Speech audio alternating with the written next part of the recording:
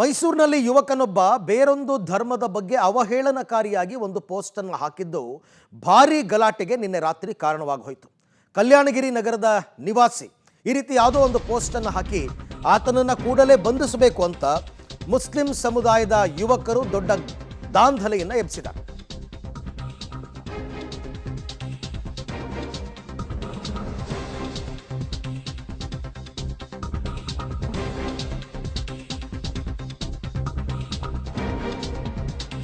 ಅನ್ಯ ಧರ್ಮದ ಬಗ್ಗೆ ಅವಹೇಳನಕಾರಿ ಪೋಸ್ಟನ್ನು ಹಾಕಿದ್ದು ಈಗ ಬಂದಿರತಕ್ಕಂಥ ಆರೋಪ.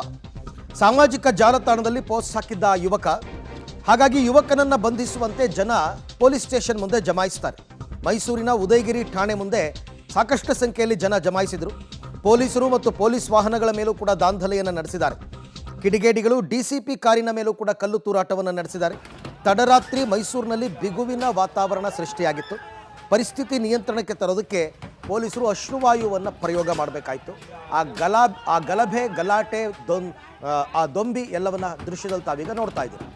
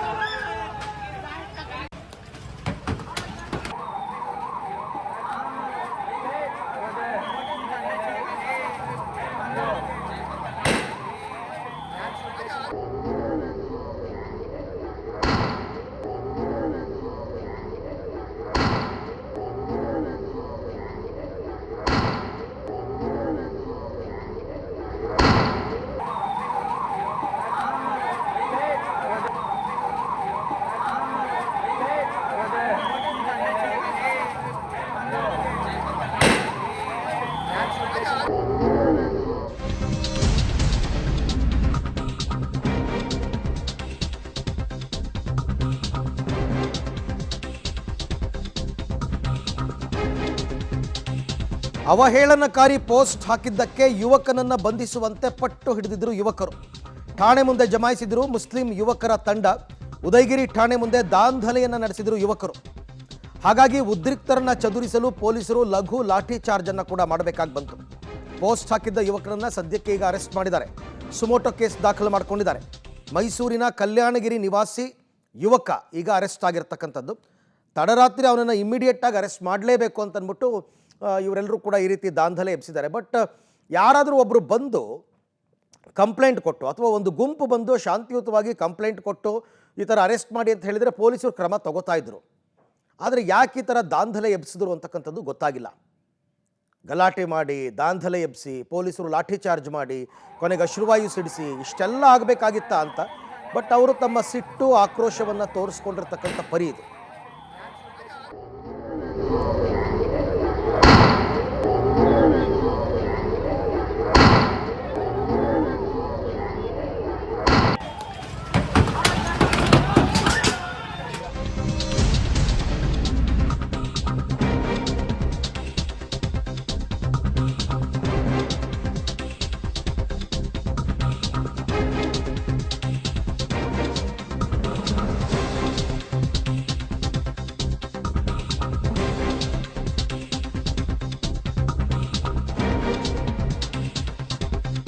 ಅವಹೇಳನಕಾರಿಯಾಗಿ ಪೋಸ್ಟ್ ಹಾಕಿದ ವಿಚಾರಕ್ಕೆ ಸಂಬಂಧಪಟ್ಟಂತೆ ಪೋಸ್ಟ್ ಹಾಕಿದ್ದು ಯಾರು ಅಂತಕ್ಕಂಥದ್ದು ಗೊತ್ತಾಗಿದೆ.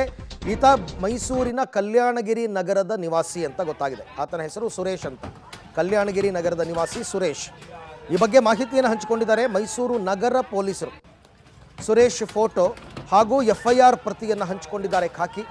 ಸುರೇಶ್ ವಿರುದ್ಧ ಉದಯಗಿರಿ ಠಾಣೆಯಲ್ಲಿ ಈಗ ಪ್ರಕರಣ ಕೂಡ ದಾಖಲಾಗಿದೆ. ಆತ ಕಲ್ಯಾಣಗಿರಿ ನಗರದ ನಿವಾಸಿ. ಕಲ್ಯಾಣಗಿರಿ ನಗರ ಕೂಡ ಉದಯಗಿರಿ ಪೊಲೀಸ್ ಠಾಣಾ ವ್ಯಾಪ್ತಿಗೆ ಬರುತ್ತೆ. ಸೊ ಹಾಗಾಗಿ ಜನ ಎಲ್ಲ ಅಲ್ಲಿ ಜಮಾಯಿಸಿ ದೊಡ್ಡ ಗಲಾಟೆ ಮಾಡಿ ಕೊನೆಗೆ ಈಗ ಆತನನ್ನು ಬಂಧಿಸಿದ್ದಾರೆ. ಸುಮೋಟೋ ಕೇಸನ್ನು ದಾಖಲು ಮಾಡಿಕೊಂಡಿದ್ದಾರೆ.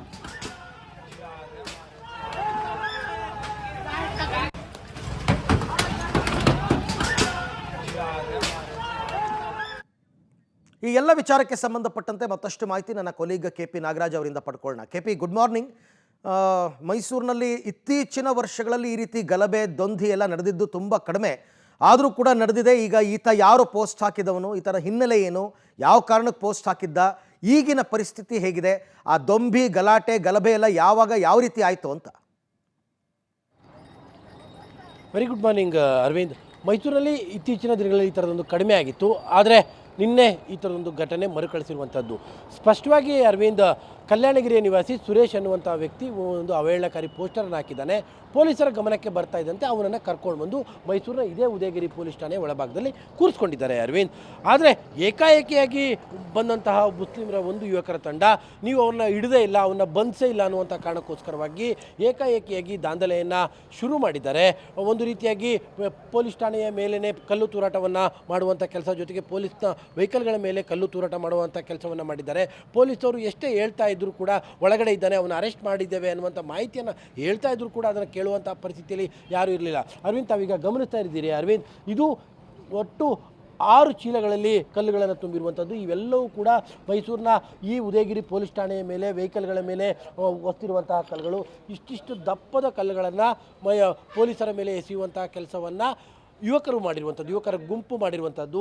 ಒಟ್ಟು ಕೇವಲ ಪೊಲೀಸ್ ಠಾಣೆ ಮೇಲೆ ಮಾತ್ರ ಅಲ್ಲ, ಪೊಲೀಸರ ವೆಹಿಕಲ್ಗಳ ಮೇಲೆ ಇಷ್ಟು ದಪ್ಪ ಕಲ್ಲುಗಳನ್ನು ಯುವಕರು ನಿನ್ನೆ ರಾತ್ರಿ ಪೊಲೀಸ್ ಠಾಣೆ ಮೇಲೆ, ಪೊಲೀಸರ ವೆಹಿಕಲ್ಗಳ ಮೇಲೆ, ಜೊತೆಗೆ DCP ಅವರ ಕಾರಿನ ಮೇಲೂ ಕೂಡ ಎಸೆಯುವಂತಹ ಕೆಲಸವನ್ನು ಮಾಡಿದ್ದಾರೆ. ಅದನ್ನು ಕೂಡ ತಾವು ದೃಶ್ಯಾವಳಿಗಳಲ್ಲಿ ಕೂಡ ಗಮನಿಸ್ತಾ ಇದ್ದೀರಿ. ಇಷ್ಟರ ಮಟ್ಟಿನ ದಾಂಧಲೆಯನ್ನು ಯುವಕರು ಬಂದು ಮಾಡಿ ಹೋಗಿರುವಂಥದ್ದು.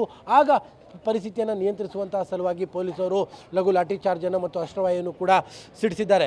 ಅಂದರೆ ಒಂದು ಹಂತದಲ್ಲಿ ಅವರಿಗೆ ಹೇಳುವಂಥ ಪ್ರಯತ್ನವನ್ನು ಪೊಲೀಸರು ಮಾಡಿದ್ದಾರೆ. ಇಲ್ಲ, ಅವನನ್ನು FIR ಮಾಡ್ಕೊಂಡಿದ್ದೇವೆ, ಸುಮೋಟೋ ಮಾಡಿಕೊಂಡು ಅವನನ್ನು ಕೂರಿಸ್ಕೊಂಡು ಅರೆಸ್ಟನ್ನು ಕೂಡ ಮಾಡಿದ್ದೇವೆ ಅನ್ನುವಂಥದ್ದನ್ನು ಹೇಳ್ತಾ ಇದ್ರು ಕೂಡ ಅದನ್ನು ಕೇಳಿಸ್ಕೊಳ್ಳುವಂತಹ ಪರಿಸ್ಥಿತಿಯಲ್ಲಿ, ಕೇಳಿಸ್ಕೊಳ್ಳುವಂತಹ ಮನಸ್ಥಿತಿಯಲ್ಲಿ ಆ ಯುವಕರುಗಳ ಗುಂಪು ಇದ್ದಂತೆ ಇರಲಿಲ್ಲ. ಹಾಗಾಗಿನೇ ಏಕಾಏಕಿಯಾಗಿ ಪೊಲೀಸರ ಮೇಲೆಯೇ, ಪೊಲೀಸ್ನವರ ವೆಹಿಕಲ್ಗಳ ಮೇಲೆಯೇ, DCP ಅವರ ಕಾರಿನ ಮೇಲೆಯೇ ಕಲ್ಲು ತೂರಾಟ ಮಾಡುವಂಥ ಒಂದು ರೀತಿಯಾಗಿ ಗುಂಡಿನ ಮಳೆ ಅಂತೀವಲ್ಲ ಅರವಿಂದ್, ಆ ರೀತಿಯಾಗಿ ಕಲ್ಲಿನ ಮಳೆಯನ್ನೇ ಯುವಕರು ಸುರಿಸಿರುವಂಥದ್ದು. ಹೀಗೆ ಏನು ಠಾಣೆಯ ಮುಂಭಾಗದಲ್ಲಿ ನಿಂತಿದ್ದಂತಹ ಕಾರ್ಗಳಿಗೂ ಕೂಡ ಜಖಮಾಗಿದೆ. ಇಷ್ಟರ ಮಟ್ಟಿಗೆ ನಿನ್ನೆ ರಾತ್ರಿ ಉದಯಗಿರಿಯ ಪೊಲೀಸ್ ಠಾಣೆಯ ಮುಂಭಾಗದಲ್ಲಿ ಈ ಒಂದು ದಾಂಧಲೆಯನ್ನು ಯುವಕರ ಮಾಡಿಕೊಂಡಿರುವಂಥದ್ದು. ಅಂತಿಮವಾಗಿ ಏನು ಕನ್ವಿನ್ಸ್ ಮಾಡುವಂಥ ಪ್ರಯತ್ನ ಯಾವಾಗ ಸಾಧ್ಯವಾಗಲಿಲ್ಲೋ ಆಗ ಪೊಲೀಸರು ಲಾಠಿ ಚಾರ್ಜನ್ನು ಕೂಡ ನಡೆಸಿದ್ದಾರೆ. Arvind, right, thank you KP, ತಮ್ಮ ಎಲ್ಲ ಮಾಹಿತಿಗಾಗಿ ಧನ್ಯವಾದ. ಬಟ್ ಈಗ ಆತ ಏನೋ ಅವಹೇಳನಕಾರಿ ಪೋಸ್ಟ್ ಹಾಕಿದ್ದ, ಅರೆಸ್ಟ್ ಮಾಡಿದ್ದಾರೆ, ಕ್ರಮ ತಗೋತಾರೆ. ಬಟ್ ಇವ್ರ ಮೇಲೆ ಏನು ಕ್ರಮ? ಇವ್ರಿಗೆ ಯಾರು ಲೈಸೆನ್ಸ್ ಕೊಟ್ಟಿದ್ದು ಕಲ್ಲೆಸೆಯೋದಕ್ಕೆ? 6 ಚೀಲದಲ್ಲಿ ಕಲ್ಲು ತುಂಬ್ಕೊಂಬಂದಿದ್ದಾರೆ ಅಂತಂದರೆ ಇದೇನು ಪ್ರೀ ಪ್ಲ್ಯಾಂಡ್ ಅಂತ ಅನ್ಸಲ್ವಾ? ಏಕಾಏಕಿ 6 ಚೀಲ ದಪ್ಪ ಕಲ್ಲನ್ನ ಎತ್ಕೊಂಬಂದಿದ್ದಾರೆ. ಆ ಕಲ್ಲನ್ನ ಪೊಲೀಸ್ ಸ್ಟೇಷನ್ ಮೇಲೆ ಹೊಡೆದಿದ್ದಾರೆ ಅಂತಂದರೆ ಅವ್ರ ವಿರುದ್ಧನೂ ಕ್ರಮ ಆಗಬೇಕು. ಅವ್ರು ಯಾರು ಆ ರೀತಿ ಕಲ್ಲೆಸೆದ್ರು? ಯಾಕೆಂದರೆ ಸರ್ಕಾರಿ ಕಟ್ಟಡಗಳ ಮೇಲೆ ದಾಳಿ ಮಾಡ್ತಕ್ಕಂಥದ್ದು, ಪೊಲೀಸರ ಮೇಲೆ ದಾಳಿ ಮಾಡ್ತಕ್ಕಂಥದ್ದು ಕೂಡ ಅಫೆನ್ಸೇ, ದೊಡ್ಡ ಅಫೆನ್ಸ್ ಅದು. ಅವರ ವಿರುದ್ಧನೂ ಕ್ರಮ ತಗೋಬೇಕು. ಈತ ತಪ್ಪು ಮಾಡಿದ್ದಾನೆ, ಮುಲಾಜಿಲ್ದೆ ಕ್ರಮ ತಗೊಳ್ಳಿ, ಪೋಸ್ಟ್ ಹಾಕಿರೋ ತಪ್ಪು. ಬಟ್ ಇವ್ರ ವಿರುದ್ಧ ನೀವು ಯಾರ್ದೋ ಮೇಲಿನ ಕೋಪವನ್ನು ಯಾರ್ದೋ ಮೇಲೆ ಯಾಕೆ ತೀರಿಸ್ಕೋತಾ ಇದ್ದಾರೆ ನಂಗೆ ಅರ್ಥ ಆಗ್ತಾ ಇಲ್ಲ. ಆಗಾಗ್ಗೆ ಹವಾ ಸೃಷ್ಟಿ ಮಾಡೋದಕ್ಕೆ ಈ ರೀತಿ ದಾಂಧಲೆಗಳು ನಡೆಯುತ್ತಾ ಅಂತಕ್ಕಂಥ ಪ್ರಶ್ನೆ ಕೂಡ ಮೂಡುತ್ತೆ.